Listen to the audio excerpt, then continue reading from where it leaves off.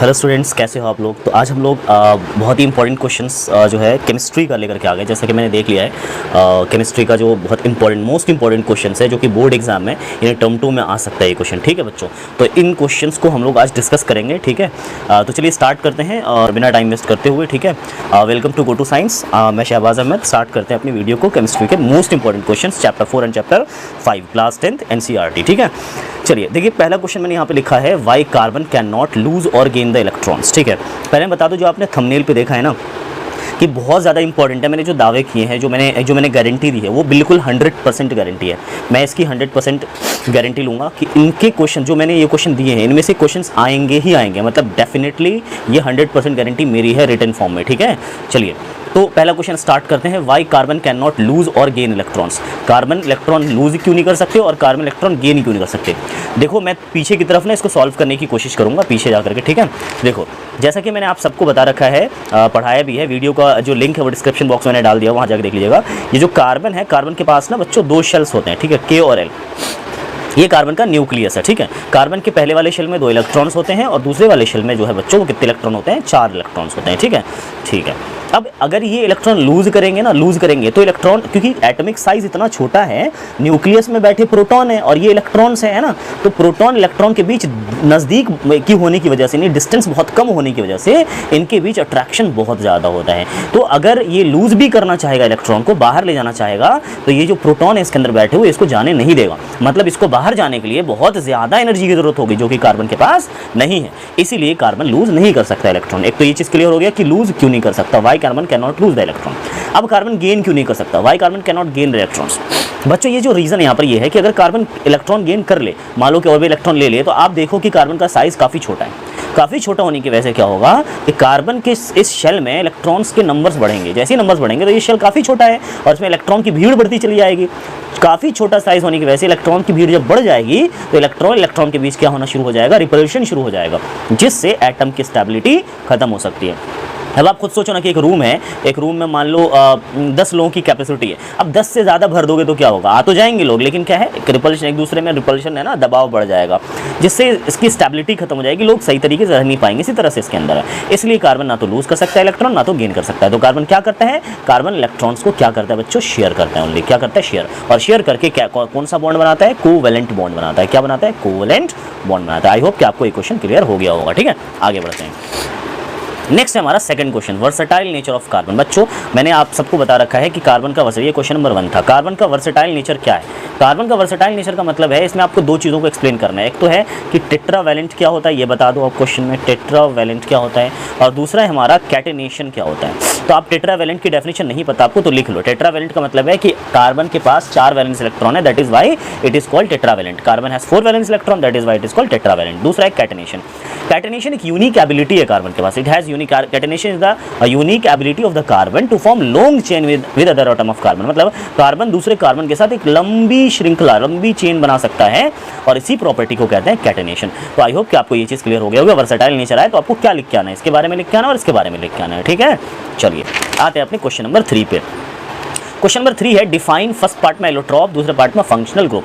तो पहले पार्ट में क्या है, एलोट्रॉप। तो एलोट्रॉप को डिफाइन कैसे डिफाइन करते हैं एलोट्रॉप को, आप सबको बता रखा है। किसी भी जो एलिमेंट्स के वो सारे फॉर्म है ना, जिसकी केमिकल प्रॉपर्टीज तो सेम है पर है ना फिजिकल प्रॉपर्टीज बिल्कुल अलग होंगी। जैसे एलोट्रॉप, अगर मैं एलोट्रॉप की बात करूँ तो कार्बन के एलोट्रॉप्स आपने है ना, कार्बन के एलोट्रॉप्स आपने पढ़ रखे हैं। एलोट्रॉप कार्बन के क्या क्या है सर, डायमंड है ना, कार्बन के एलोट्रॉप्स क्या क्या है, डायमंड है ना, ग्रेफाइट है, ये सारे कार्बन के एलोट्रॉप्स है, फुलेरीन है ना। तो ये सारे कार्बन के क्या है, एलोट्रॉप्स है। तो इनकी केमिकल प्रॉपर्टीज सेम है पर इनकी फिजिकल प्रॉपर्टीज क्या है, डिफरेंट है। तो ये एलोट्रॉप की डेफिनेशन है, the compounds which have same chemical properties but different physical property. Next अब क्या है, फंक्शनल ग्रुप। अब ये फंक्शनल ग्रुप अपने आप में बहुत इंपॉर्टेंट टॉपिक है एक्चुअली इस चैप्टर का। फंक्शनल ग्रुप क्या है, डेफिनेशन कुछ ऐसी होगी, आप लोग लिख लीजिए, द एटम और group of atom which can change the property of hydrocarbon, which can change the property of hydrocarbon. ये सारे फंक्शनल ग्रुप आपने पढ़ रखा होगा, CHO एल्डिहाइड है ना, CHO aldehyde, OH carboxide, COOH carboxylic acid, CO का है ना, कीटोन। तो इस तरह से आपने फंक्शनल ग्रुप पढ़ रखा होगा। ठीक है, नेक्स्ट क्वेश्चन है वो क्या है, नेक्स्ट क्वेश्चन है कहाँ गया, फंक्शनल ग्रुप हो गया हमारा। अब जो है हमारा आइसोमेरिज्म है। आइसोमेरिज्म क्या होता है बच्चों, देखो आइसोमेरिज्म क्या है, इसकी डेफिनेशन क्या है वो आप पहले लिख लीजिए। आइसोमेरिज्म की definition, those compounds which have same general formula but different structure. मतलब आइसोमेरिज्म जो होते हैं बच्चों, क्या होते हैं आइसोमेरिज्म, ठीक है। आइसोमेरिज्म की डेफिनेशन है सेम जनरल फॉर्मूला, है ना, but different structure. Same general formula होगा लेकिन स्ट्रक्चर डिफरेंट होगा। जैसे आपने ब्यूटेन के आइसोमर्स पढ़े होंगे कि देखो एक तो ब्यूटेन का ये नॉर्मल चेन है, हर जगह मैं हाइड्रोजन लगा दूंगा, हर जगह हाइड्रोजन लगा दूंगा, इस तरह से ब्यूटेन का स्ट्रक्चर बन जाएगा। लेकिन ब्यूटेन का आप एक तरह ये भी स्ट्रक्चर पढ़ा होगा आपने, देखो एक कार्बन ये वाला, कि ये स्ट्रक्चर ब्यूटेन का है, फॉर्मूला सेम है लेकिन क्या देखो स्ट्रक्चर डिफरेंट है। तो हम कह सकते हैं कि ब्यूटेन के दो आइसोमर्स है, एक आइसोमर ये है, एक आइसोमर ये है। इसको नॉर्मल ब्यूटेन बोलते हैं, इसको नॉर्मल ब्यूटेन बोलते हैं, इसको आइसोब्यूटेन बोलते हैं। इस तरह से पेंटेन के जो है 3 स्ट्रक्चर है पेंटेन के, ठीक है। तो आई होप कि आपको आइसोमेरिज्म समझ में आ गया होगा, बहुत इंपॉर्टेंट टॉपिक है ये आइसोमेरिज्म। होमोलोगस सीरीज क्या होता है? होमोलोगस सीरीज का मतलब है बच्चों कि हाइड्रोकार्बन के एक ऐसा सीरीज, जैसे होमोलोगस सीरीज क्या होता है मैं आपको बता दूं, हाइड्रोकार्बन का एक सीरीज है जिसमें CH2 का डिफरेंस, या ऐसे बोल सकते हो same belongs to same general formula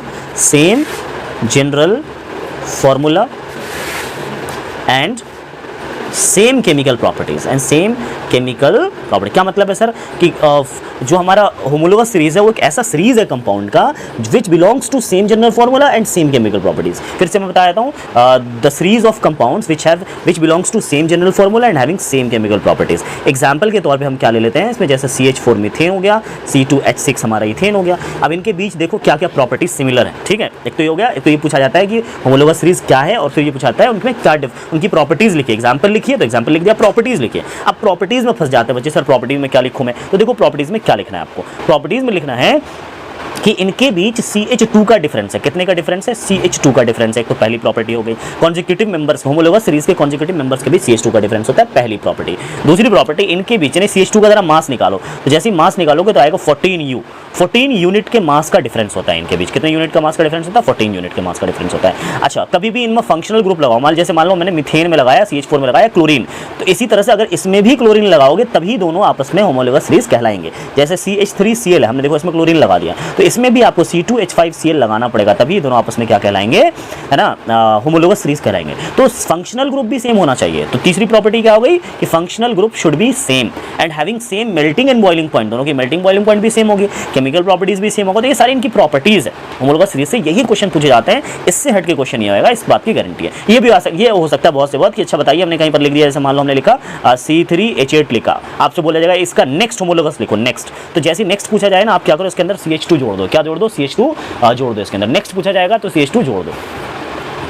उसके बाद नेक्स्ट देखो, नेक्स्ट क्वेश्चन आ जाते हैं हम लोग। नेक्स्ट क्वेश्चन आते हैं, क्या है हमारा, यानी कि डेफिनेशन वाले जो क्वेश्चंस हैं वो सारे कंप्लीट हो गए, ये 3 क्वेश्चंस हो गए। चौथा कह रहा है आइसोमर्स ऑफ ब्यूटेन के आइसोमर्स, जो कि अभी मैंने आपको बना के दिखा दिया, 2 आइसोमर्स है, बस जहाँ डैश लगा वहाँ हाइड्रोजन लगाना है, ठीक है। आइसोमर का ब्यूटेन के आइसोमर का फॉर्मूला होता है C4H10 होता है, ठीक है। तो H हाइड्रोजन 10 ही होने चाहिए, जहाँ सिंगल बॉन्ड लगाओ वहाँ हाइड्रोजन लगा देना आप, ठीक है। अच्छा, ब्यूटेन के बाद C3H6O, इसके आइसोमर्स कई बार पूछे गए, CBSE के एग्जाम में कई बार आए हैं इसके आइसोमर्स। तो क्या है C3H6O, क्या है? देखो आपने इसमें क्या करना है, इसमें आप प्रोपेनल का भी स्ट्रक्चर बना देना, प्रोपेनल का भी स्ट्रक्चर बना सकते हो और प्रोपेनोन का भी स्ट्रक्चर बना सकते हो, प्रोपेनोन। इसमें कुछ ऐसी चीज़ें जो आप और ज़्यादा एक्सप्लेनेशन आपको चाहिए तो आप मुझे कमेंट सेक्शन में ज़रूर बताना कि सर मुझे ज़रा इसका एक्सप्लेनेशन चाहिए, तो आप मुझे बता दीजिए, तो मैं आपको ना एक अलग से वीडियो बना के बता दूंगा, ठीक है।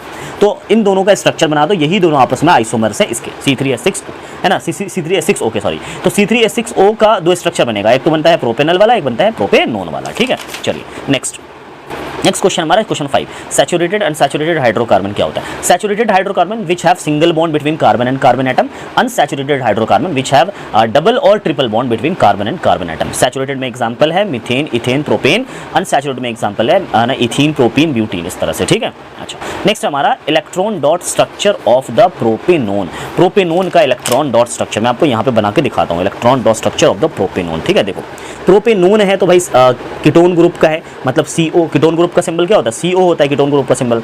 चलो तो मतलब डबल बॉन्ड, ये जो O है ना बच्चों ध्यान रखना डबल बॉन्ड लगता है और बीच वाले कार्बन लगता है। कीटोन ग्रुप में हमेशा O कहाँ लगेगा, एंड कार्बन को छोड़ के, मतलब बीच वाले कार्बन में। तो देखो इस कार्बन ने 2 इलेक्ट्रॉन शेयर किए ऑक्सीजन के साथ, किसके साथ, ऑक्सीजन के साथ। ऑक्सीजन के पास कितने होते हैं टोटल, वैसे लास्ट में 6 होते हैं, 2,6 होता है। अच्छा नेक्स्ट हमारे इस कार्बन, ये कार्बन आपस में एक इलेक्ट्रॉन की शेयरिंग करेगा, ये भी इससे एक इलेक्ट्रॉन की शेयरिंग करेगा। अब इस कार्बन के कितने बचे इलेक्ट्रॉन बताओ आप, एक तो शेयर कर लिया इसने, तो बचे कितने, 3 बचे, तो 3 इलेक्ट्रॉन यहाँ लगा दो, ठीक है।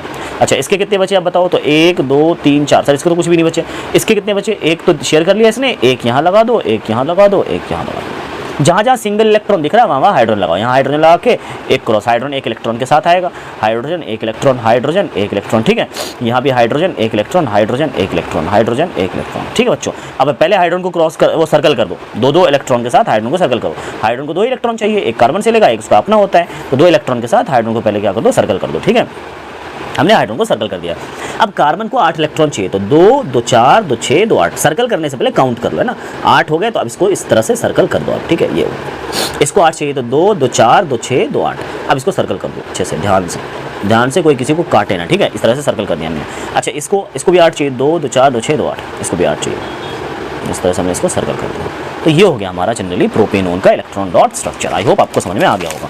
नेक्स्ट है H2O का इलेक्ट्रॉन डॉट स्ट्रक्चर। क्या है H2O का इलेक्ट्रॉन डॉट स्ट्रक्चर काफ़ी इजी है बच्चों। देखो H2O मतलब 2 हाइड्रोजन है, एक ऑक्सीजन है, एक हाइड्रोजन यहाँ लगाओ, एक हाइड्रोजन यहाँ लगाओ, ठीक है। चलो उसके बाद क्या करना है, उसके बाद अब हम लोगों को जो है ऑक्सीजन कितने इलेक्ट्रॉन शेयर करेगा, 1 इलेक्ट्रॉन इससे, क्योंकि ऑक्सीजन के तो 2 ही बॉन्ड होने चाहिए, तो 1 इलेक्ट्रॉन इससे शेयर करेगा ऑक्सीजन, 1 इलेक्ट्रॉन इससे शेयर करेगा ऑक्सीजन, हाइड्रोजन भी 1 इलेक्ट्रॉन शेयर करेगा, ले कर दिया। अब ऑक्सीजन बस कितने बचे, तो भाई ऑक्सीजन के तो 6 होते हैं टोटल, तो देखो 6 इलेक्ट्रॉन है ना। चलो अब क्या करेंगे, इसको इस तरह से क्या करना, सर्कल कर देना 2 इलेक्ट्रॉन के साथ। जरूर नहीं आप इसको डॉट से ही दिखाओ, क्रॉस से भी दिखा सकते हो ना। ऑक्सीजन को 8 इलेक्ट्रॉन चाहिए। अच्छा यहाँ पर ऑक्सीजन को आपने सर्कल करना है, यहाँ पर देखो ऑक्सीजन को भी सर्कल करना है, सॉरी यहाँ भूल गया हम लोग, 2 2 4 2 6 2 8, देखो ऑक्सीजन को भी सर्कल करना है भाई। ऑक्सीजन को सर्कल नहीं करोगे गलत हो जाएगा, ठीक है ना। ये देखो इस तरह से सर्कल हो गया ऑक्सीजन, ओके हाँ चलो ठीक है, हो जाता है। आप भी ध्यान से कीजिएगा, एग्जाम में ना हो सकता है आपसे भी ऐसी मिस्टेक्स हो जाए, ठीक है। नेक्स्ट अब जो है इसमें क्या किया हमने, हाइड्रोजन को सर्कल किया, ऑक्सीजन को 8 चाहिए, तो 2 2 4 2 6 2 8 हो गया, सर्कल कर दो। अब इसको काउंट कर लिया, अब सर्कल कर दो, इस तरह से जनरली हमने सर्कल कर दिया। H2O का फॉर्मेशन हो गया है ना। चलो नेक्स्ट जो है हमारा क्या है, किसका इलेक्ट्रॉन डॉट स्ट्रक्चर है, इथेनोइक एसिड का। मतलब इथेनोइक एसिड है, मतलब जो है 2 कार्बन, इथ मतलब 2 है, ओइक एसिड मतलब कार्बोक्सिलिक एसिड लगा हुआ है। तो देखो इथेनोइक एसिड का स्ट्रक्चर कैसे बनाएंगे, 2 कार्बन है, ठीक है। तो पहले C है ना, डबल बॉन्ड के साथ क्या लगा दो आप, डबल बॉन्ड के साथ जो है ना O लगा दो, और O के भी 2 इलेक्ट्रॉन की शेयरिंग होगी, 2 इलेक्ट्रॉन की शेयरिंग होते 6 इसके पास, ठीक है। अच्छा कार्बन के पास एक जो होगा वो क्या होगा, ऑक्सीजन, एक ऑक्सीजन इधर होगा, एक ऑक्सीजन की शेयरिंग यहाँ करेगा कार्बन, एक ऑक्सीजन की शेयरिंग इसके साथ करेगा, और ये ऑक्सीजन एक हाइड्रोजन की शेयरिंग के साथ इस तरह से शेयरिंग करेगा, ठीक है। अच्छा उसके बाद इस कार्बन को एक और कार्बन चाहिए, तो एक और कार्बन ने लगा दिया, लो हो गए। अब जहाँ जहाँ कमी है, इसके पास कितने इलेक्ट्रॉन हो गए इस कार्बन के, 1 2 3 4, सर इसके तो सारे शेयर हो गए, तो इसके पास अब बचे नहीं। इसके कितने इलेक्ट्रॉन हो गए, देखो अभी एक ही इलेक्ट्रॉन, तो 3 बाकी है इसके, तो एक यहाँ एक यहाँ एक यहाँ लगाओ, और हाइड्रोजन यहाँ पर एक क्रॉस के साथ लगा दो, ठीक है। अच्छा उसके बाद यहाँ भी हाइड्रोजन लगा के एक क्रॉस, उसके बाद यहाँ भी लगा के एक क्रॉस, ठीक है। उसके बाद क्या है, हाँ अब सबको सर्कल कर दो। इस हाइड्रोजन को सर्कल किया हमने, इस हाइड्रोजन को सर्कल किया अभी हमने, इस हाइड्रोजन को सर्कल किया अभी हमने, इस हाइड्रोजन को सर्कल किया अभी हमने, ठीक है। अच्छा इस ऑक्सीजन को सर्कल करो पहले, ऑक्सीजन को 8 चाहिए, देखो 8 इलेक्ट्रॉन हो गए, ओके। अब इस कार्बन को 8 इलेक्ट्रॉन चाहिए, 2 2 4 2 6 2 8, तो हमने क्या करा, इस तरह से इसको क्या करा, सर्कल कर दिया, देखो इस तरह से सर्कल कर देना है। तो 8 इलेक्ट्रॉन इसको, इसके भी 8 है, तो 2 2 4 2 6 2 8 है ना। थोड़ा आप लोग कंजेस्टेड, ये तो मैं बता रहा हूँ ऐसे कंजेस्टेड मत करना, थोड़ा सा खुला रखना है इसको, ठीक है। इस तरह से इसके भी 8 इलेक्ट्रॉन हो गए इस कार्बन के भी, तो इस तरह से जनरली इथेनोइक एसिड का जो है वो इलेक्ट्रॉन डॉट स्ट्रक्चर बन जाएगा। अब बच्चों चैप्टर 5 पे हम लोग आ जाते हैं। चैप्टर 5 पे पहला क्वेश्चन हमारा, यानी 7th क्वेश्चन है चैप्टर टोटल का 7th, और इसका पहला question Newlands law of Octave. मैं इसको ऐसे ही बता देता हूँ, न्यूलैंड्स लॉ ऑफ ऑक्टेव में क्या लिखना है। देखो न्यूलैंड्स लॉ में ये कहा गया था कि हर 8वें एलिमेंट की प्रॉपर्टी अपने पहले एलिमेंट की प्रॉपर्टी से मैच करेगी। तो उसको ऐसे लिखना है, every 8th element will have same properties to that of first element. Every 8th element will have same properties to that of first element. क्या बोला हमने, एवरी 8th एलिमेंट है ना will have same properties to that of first element. इसको इस तरह से लिखो आप, ठीक है, साफ साफ। यही है Newlands law of Octave, Newlands ने यही लॉ दिया था। उसके बाद क्या, मेंडलीव एंड मॉडर्न प्रेडिक्टेबल, मतलब मॉडर्न प्रेडिक्ट लॉ, मतलब Mendeleev predict law, modern predict law, दोनों बच्चों सेम है बिल्कुल। मेंडलीव प्रेडिक्ट लॉ सुनो क्या है, properties of elements are the periodic function of their atomic mass. Same, बिल्कुल सेम टू सेम लॉ है modern periodic law. Properties of elements are the periodic function of their atomic number, ठीक है। तो ये दोनों बस लास्ट में इसमें मास लगा, इसमें नंबर लगा हुआ है, क्योंकि on the basis of atomic mass है मेंडलीव, और ये क्या on the basis of atomic number. ये भी क्वेश्चन आ जाता है कि किस बेसिस पर मेंडलीव है, तो on the basis of atomic mass, increasing atomic mass and chemical properties. Modern periodic किस बेसिस पे, on the basis of atomic number, ठीक है। नेक्स्ट हमारा अचीवमेंट्स, ये भी क्वेश्चन हो गया। अचीवमेंट क्या, अचीवमेंट ऑफ मेनली प्रेडिक्टेबल, याद है मैंने आप सबको बताया था अचीवमेंट्स ऑफ मेनली प्रेडिक्टेबल है ये कि पहला अचीवमेंट क्या था इसमें, तो इन्होंने फ्यूचर डिस्कवरिंग एलिमेंट के बारे में इन्होंने क्या करी थी, जगह छोड़ दी थी। पहला अचीवमेंट क्या है ना, he left future discover, he left spaces for the future discovering element. और सेकंड अचीवमेंट क्या है, सेकंड अचीवमेंट क्या बोलेंगे, सेकंड अचीवमेंट बोलेंगे कि जब नोबल गैस को खोजा गया, यानी कि जब when noble gas was discovered then noble gas was fit in his predictable without disturbing यानी एलिमेंट, तो ये लिखेंगे अचीवमेंट, सेकंड अचीवमेंट, जब नोबल गैस खोजा गया तो बिना डिस्टर्ब के किसी एलिमेंट को, नोबल गैस को उसके प्रेडिक्टेबल में रख दिया गया आराम से, बिल्कुल ठीक है। चलो उसके बाद क्या है, तीसरा जो प्रेडिक्शन था वो क्या था, तीसरा जो अचीवमेंट था वो ये था कि तीसरा अचीवमेंट आपको इस तरह से बताना है कि इन्होंने क्या किया था, बोरॉन है ना, और उसके बाद एल्यूमिनियम और जो है सिलिकॉन, इसके बारे में बोरॉन, एल्यूमिनियम और सिलिकॉन, ये बोरॉन है हमारा, ये एल्यूमिनियम है और सिलिकॉन है, इसके फ्यूचर डिस्कवर मतलब आने वाले फ्यूचर में आने वाले इससे सिमिलर जो एलिमेंट्स थे इनके बारे में इन्होंने क्या किया था, प्रिडिक्ट कर लिया था, ठीक है। यानी कि जो बोरॉन और एल्यूमिनियम और सिलिकॉन, तो बाद में जो एलिमेंट आए इनसे मैच करते हो वो थे कौन कौन थे, वो स्कैंडियम थे, जर्मेनियम थे और कौन थे, गैलियम थे, ठीक है। तो गैलियम आए, तो ये प्रिडिक्शन आपको लिखना है इसके बारे में। तो अचीवमेंट कितने हो गए, 3 हो गए, 3 अचीवमेंट लिख के आ जाना है, पूरे मार्क्स मिल जाते हैं, बहुत इंपॉर्टेंट क्वेश्चन है। नेक्स्ट हमारा क्वेश्चन नंबर 10। अगर आपको मैं फिर भी बोल रहा हूँ, अगर आपको कोई एक्सप्लेनेशन चाहिए किसी चैप्टर पे तो प्लीज़ आप कमेंट सेक्शन में लिखना ज़रूर, है ना, कि मुझे सर इस पे एक्सप्लेनेशन चाहिए, आप मुझे बता दीजिए, तो मैं ज़रूर से ज़रूर आपकी मदद करूँगा और मैं बना दूंगा वीडियो, ठीक है। Next, trends of modern predictable, trends में भी बहुत सारे ट्रेंड्स हैं, लेकिन आप एटॉमिक साइज के ट्रेंड्स ज़रूर पढ़ लेना और मेटालिक कैरेक्टर के।